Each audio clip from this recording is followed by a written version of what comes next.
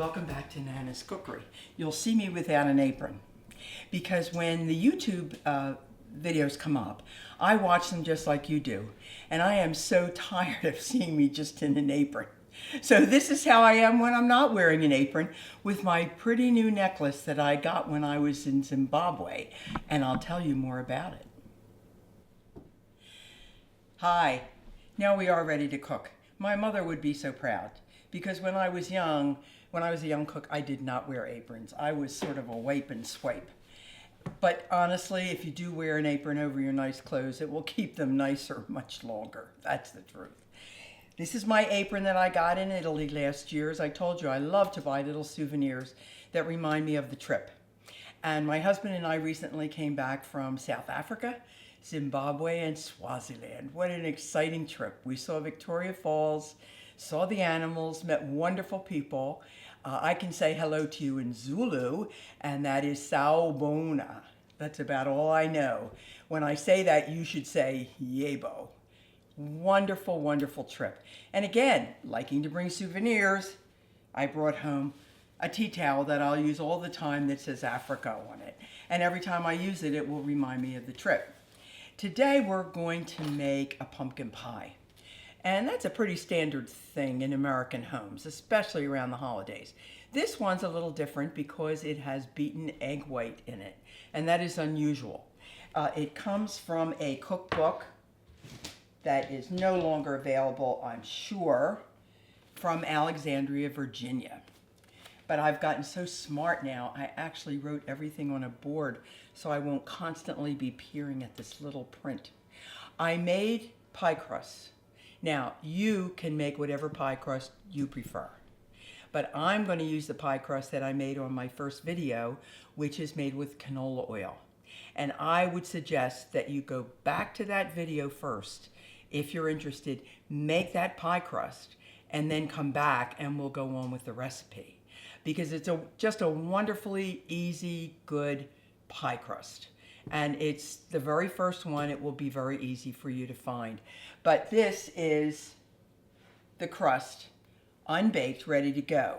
My original recipe was for a 10-inch pie. So I cut, which most people do not have that size plate. I do, and it makes a big pie. But I cut it in half to make an 8. So this is the pie crust ready to go. And it's not going to take very long to fill it. We're going to start with 1.25 cups. You'll notice I am not opening a can. Look at the banoffee pie recipe video if you want a really good laugh on can opening. So I don't do it on camera anymore. But this is regular canned pumpkin. It is not pumpkin pie filling. If you buy pumpkin pie filling, that is used by itself for a pie. But the canned pumpkin is just one of the ingredients in a pumpkin pie, and you add other things to it. So we're starting off with 1.25 cups of pumpkin puree. And that is from a can. You could do it from fresh. I never use fresh pumpkin, to be honest. So that's 1.25 cups. We're going to add 1/2 cup of packed brown sugar. And we've talked about this before. Flour you spoon very lightly, brown sugar you pack. So we're going to put that in there with the pumpkin. Now I'm going to give you the spices that are in this, but you can also do what I'm going to do, which is use, I happen to have a little pumpkin spice pie thing, which combines the cinnamon and the nutmeg and the things. And so that's what I'm going to use this morning. But I'm going to tell you what the spice ingredients are. It would be 3/4 teaspoon of cinnamon, 1/4 teaspoon of nutmeg, 1/4 teaspoon of ginger, and 1/8 teaspoon of salt.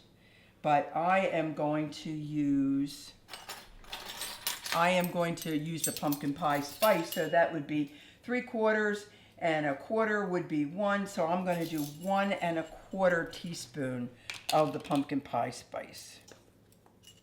And I'm just going to put that right in with the brown sugar and the pumpkin. And then there is just 1/8 teaspoon of salt. I'm going to combine this, and that'll only take just a very few minutes. Then it calls for 1.5, and this is a large egg, 1.5 egg yolk beaten. So I'm going to use a whisk. I put the 1.5 eggs in a little bowl.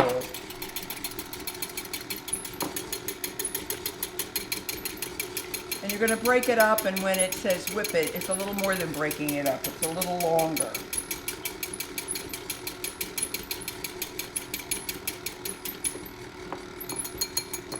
There we go. And I'm going to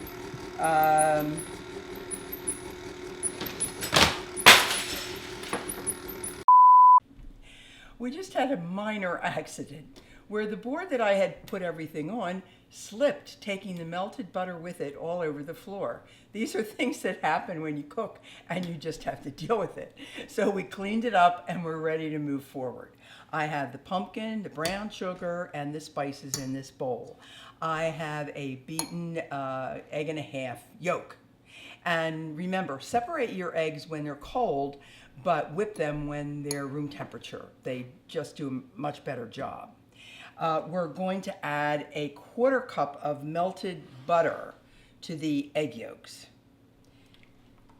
And we're going to add a 1/2 cup of table cream, light cream, to the egg yolks and the butter. And I'm going to whisk those together just for a minute. And now we're going to put that in the pumpkin mixture.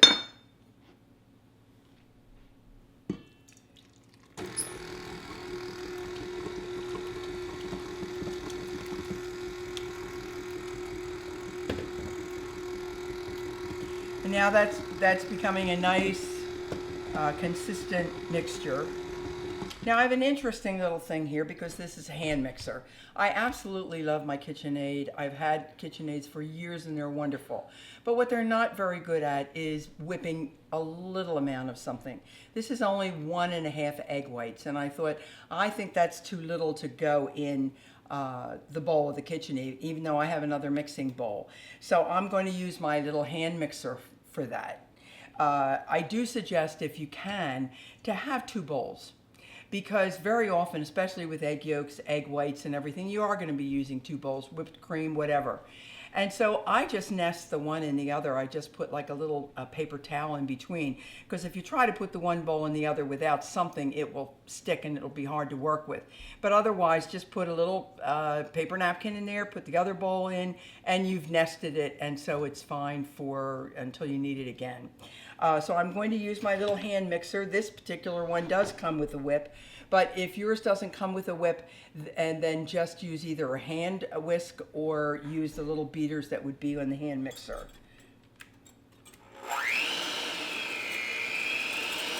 And I'm going to beat these eggs until they're stiff. First they get foamy, and they change from that clear color to a white color. You do have to be you do want to do it in as narrow a place as you can, but give it a chance to rise up. It's really beating air into those eggs.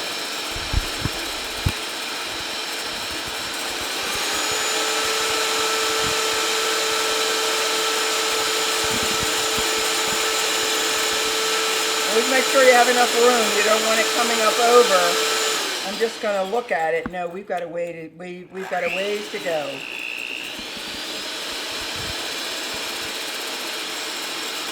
And this is what makes this pumpkin pie different. I've never seen another recipe that does this. I have seen many variations now, and I've tried different things. But honestly, this is my favorite pumpkin pie, and I do make it every year. Once it starts to get firmer, you do have to look, because you do want the egg whites to get stiff, but not overly stiff.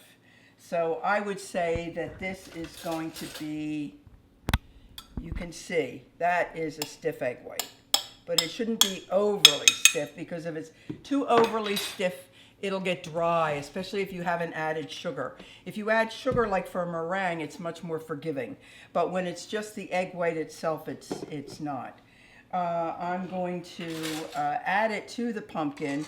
And the thing is, you do want to add it carefully when you're doing egg whites, because you don't want to lose the air that you've incorporated into the egg whites. But I do find it's too different. So I'm going to take some of the egg white and just stir it in, as opposed to folding it in. I'm going to make that just a little bit thicker. Now I'm going to put the rest of the egg, the rest of the egg whites in to the big bowl and just fold it in by hand. And remember, we talked before about what folding is, and people do it somewhat differently. The whole purpose of folding is to incorporate two ingredients, but not to lose the air that is beaten into one of those ingredients. And it's always usually egg whites or whipped cream. And so the way I do it, which seems to work well, is I go down in the middle, come up on the side, turn the bowl, just keep on. And as you do, each time you do it, you're breaking into that egg white and incorporating it into the mixture, but hopefully you're not breaking down those egg whites. I just find that this seems to work well. I want to get as much as I can because I don't want white puffs in my pie, which can happen if egg whites aren't incorporated well into the mixture. Now I'm going to tell you that you put it in at 450 for 10 minutes, and for 450 for 10 minutes, and then change it to 350. I'm going to have to adjust a little bit because, as I told you, I cut this recipe in half. I normally make it in a 10-inch pie, and very often that changes cooking times too. So I'm going to have to keep an eye on it, but I'll tell you at the end exactly how it worked. If you wanted to do a 9-inch pie, you can do 1 1/2 and 8. Just do what I did and do a half again more and put in a 9-inch pie plate. I'm just going to do this for a few more seconds. As you can see, I just don't want white puffs in that pie. I want the egg whites to be incorporated. You can see it's lighter. It's lighter in color than a regular pumpkin pie. It's lighter in texture, and that is because of the egg. So we're just going to pour it.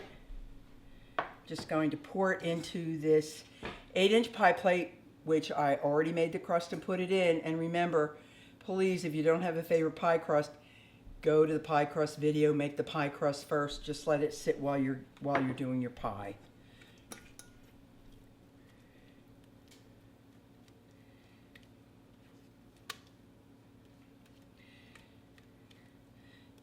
It's nice to have a nice spatula like this for this, a nice scraper that will go along the side and get everything you want out of that bowl and into that dish.